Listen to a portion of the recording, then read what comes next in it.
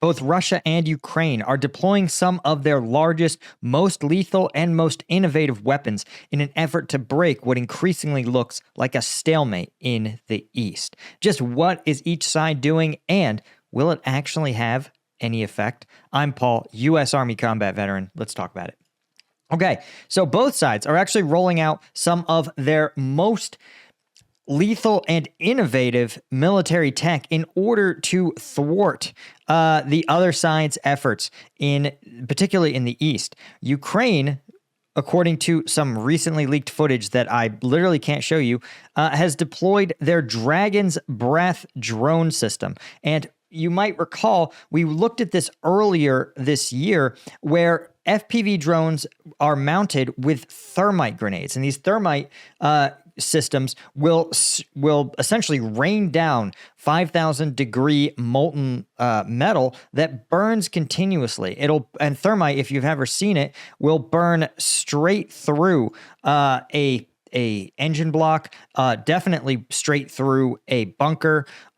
It's a really efficient way for Ukrainian forces to damage entrenched Russian positions, particularly in tree lines, because this Willy P will burn right through the tree lines, or thermite, excuse me, burn right through tree foliage and burn right into secured bunkers, like the trees weren't even there at all. And this is huge for them because, again, dense foliage, it's hard for Ukraine's FPVs to navigate through it without detonating prematurely. And so Ukraine, though, has found new uses for it. We've seen actually last month, that these Dragon drones, instead of going after bunkers and trenches, static targets, they're now figuring out that the incendiary systems work against armored vehicles too. One brigade discovered that the 30th Mech in Minkivka, that's about 40 miles north of Pokrovsk, found a Russian tank in the open, rolling along a tree line in broad daylight. The Ukrainian drone, the only one available, I suppose, it looks like the Ukrainians hit the tank first with an anti-tank missile, immobilized the tank, and then had to figure out how to burn through the turtle tank armor, which is not easy, right? The turtle tank armor, like dense foliage, is meant to prematurely detonate an FPV drone's trigger, causing it to explode outside of the armor, right? And preventing the anti-armor charge from actually penetrating the tank. But the appeal of thermite is that it's going to burn right through that tank. And so that's what they deployed. And the armored vehicles, again, I can't show you the footage here, but these thermite grenades cut right through the engine block, disabling the tank, and potentially it can cook off mounted ammunition. Now, it's funny, the incendiary, they quote here a U.S. Army manual that talks about napalm, but it sounds like the author doesn't realize that thermite and napalm are different. Okay, napalm is an anti-personnel weapon. It burns skin. It can burn some foliage. It can burn sort of combustible materials, anything you would throw in a regular fire. What makes napalm dangerous is that it burns only as hot as a regular backyard fire, but for a long time, right? And it's very hard to get off or put out. In contrast, thermite is not like a backyard fire. Thermite is something else entirely. It behaves more like the concentrated acid from Alien, right? It'll burn straight through an engine block. In fact, we were trained that if you lost a vehicle and you could not extract the vehicle, you were to remove all sensitive items, and then you were to place a thermite grenade on the top of the hood and set it off. And that thermite grenade would cook down straight through the engine block, rendering the entire vehicle useless. So these Dragon drones are, again, a sign that Ukraine is not here playing around, right? Now, Russia has its own responses. In fact, just a few days ago, Russia reportedly deployed the largest non-nuclear bomb in Ukraine. Now, again, there's footage. Again, I can't show you because YouTube's terms of service. But this shows, there's actually footage, at least according to a pro-Kremlin Telegram channel, said that this is footage of Now you see the Telegram channel added these little caveats. One of the most potent non-nuclear weapons in the world. This is reportedly a vacuum bomb, right? Something that they specifically refer to it as an ODAB 9000, a 3-ton glide bomb, sometimes referred to as the father of all bombs. Now, I point this out because this is significant. Again, it's hard sometimes in our minds to scale these explosives, right? So 3 tons in pounds, guys, is a 6,500 pound bomb, right? So the U.S., the largest we would see is a 5,000 pound bomb, and that was something that could take out entire compounds, really just whole buildings. It's the building demolition kit that flies to you. So this is even larger than that. Let's see if we can give it to you for my European viewers. 3 tons in kilograms is, again, 2,700 kilograms. And what's wild about this is when we compare it to something like the ATACMS, right? The ATACMS, it has a payload of around, at most, 500 kilograms, right? So the most feared weapon systems that Ukraine has to deploy against Russia represent about 25% of Russia's huge glide bomb capabilities. Now, accuracy takes a hit with these things. Obviously, like glide bombs are deployed from aircraft and literally glide into their target, keeping the aircraft well outside of anti-air systems. But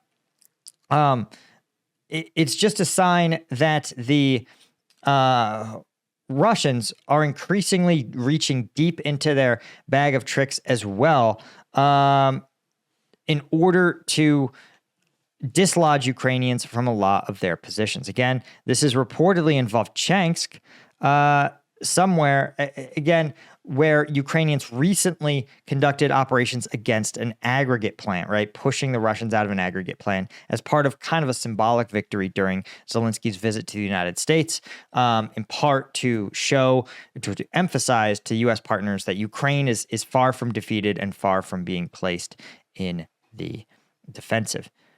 But Ukraine has its own answers to Russia's glide bombs, right? Saying, listen, we want to make sure that Russia is more blind than ever.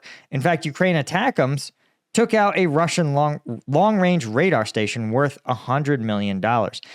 Now, Moscow only has 10 of these things, but these are valuable for Moscow's air defenses, something that they rely on to detect incoming flights of Ukrainian drones. So diminishing their ability to do that is going to allow those drone flights to be more effective, make it harder for Russia to see and stop them.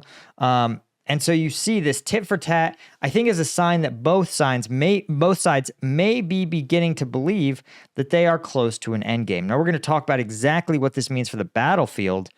But first, if you feel like you are at your end game, whether it's getting fit, getting the big project done at work, you may need a little bit of a boost. You don't need to rely on 6,000-pound thermobaric vacuum bombs. You might just need the caffeine equivalent. That's why I created Strike Gum. Strike Gum packs an entire energy drink's worth of caffeine into each piece of gum. This little pack contains the equivalent of 5 Red Bulls worth of caffeine. 0 sugar, 100 milligrams alpha GPC. We're made in the USA. We're veteran owned, and we taste great. We're the highest rated caffeine gum on Amazon, but you can get yours at strikegum.com. So go to strikegum.com, check it out. Check out, right, we've got the free shipping on orders over $40. But we've got all kinds of deals. Subscribe and save, right? The reviews speak for themselves. So the link is in the description. If you haven't gotten your Strike Gum, join the literal thousands and thousands of people who have gotten their Strike Gum. And we know that 50% of people who chew one piece of Strike Gum come back. So there's your answer right there. If you're somebody looking for a more affordable alternative to those $5 sugar-filled energy drinks at the gas station, Strike Gum's the way to go. Okay, let's talk about the battlefield situation. Now, here's what I thought was interesting, is that there is continually reports of Russian advances happening. Sure, no doubt about it. But the question to ask yourself is, are these advances actual things of value, right? Because you might notice that Russia, a couple of weeks ago, people said, Pokrovsk, the Russians are going to seize it. It's not a matter of if, but a matter of when, guys. They're about to take it. And you can note that while Russian forces have advanced around Pokrovsk, they have not actually gotten any closer than 10 kilometers, right? We'll use this village on the outskirts of Pokrovsk here, and we'll ping the closest point, right? They're at their absolute closest. They're about 7 kilometers. Again, not from Pokrovsk itself, but from an adjacent village here. If we actually move this out, we can actually do it Pokrovsk city center. I think that's going to be easier, right? You could see 10 kilometers from Pokrovsk city center, and the Russians have not actually gotten any closer. In fact, the Ukrainians basically took the center of Pokrovsk, drew a 10-kilometer circle, and said the Russians are not going to be advancing any closer. And you notice, in kind of an annoyance of the way this war has been covered, the Ukrainians got almost no credit for ending the Russian offensive. And reportedly, Putin demanded Pokrovsk fall by the end of September. So that didn't happen. Right, but you could see Russian forces instead have pivoted towards targets of opportunity. They've said, you know what, if we can't take that, maybe Volodar would be a good consolation prize. And it's true, right? There's always somewhere that's going to have lighter defenses. You could see here Russian forces, again, having failed to take Pokrovsk, are now trying to consolidate this sort of segment here, try to shore up the front line. In part because, again, if you're the Russian forces here in these salients, you actually feel like you're probably under a lot of pressure. But this is, again, a sign not of some sort of significant breakthrough, but more like a sign that Russia just is taking whatever they can get. You can see here near Prishtiane, this is to an area where we've seen creeping Russian advances.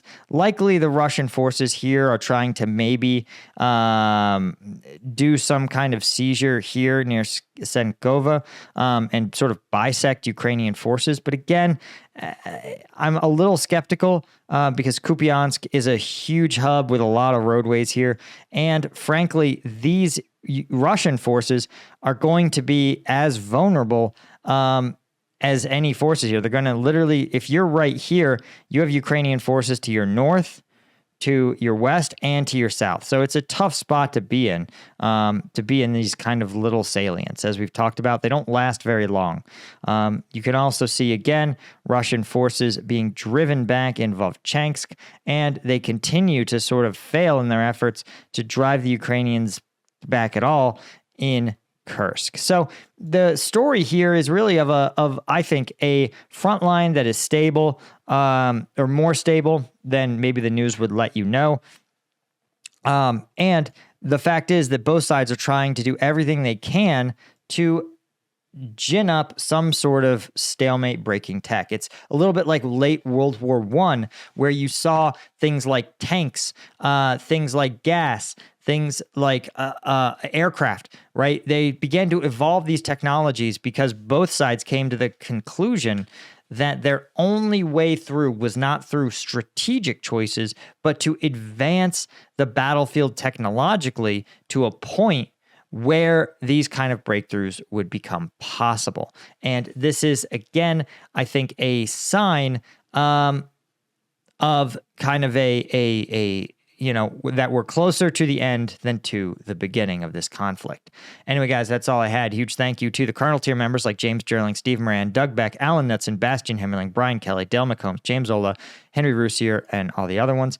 Thank you to our Lieutenant tier members. Couldn't do it without you guys. Thank you so much to all of you, and I'll see you in the next one. Cheers.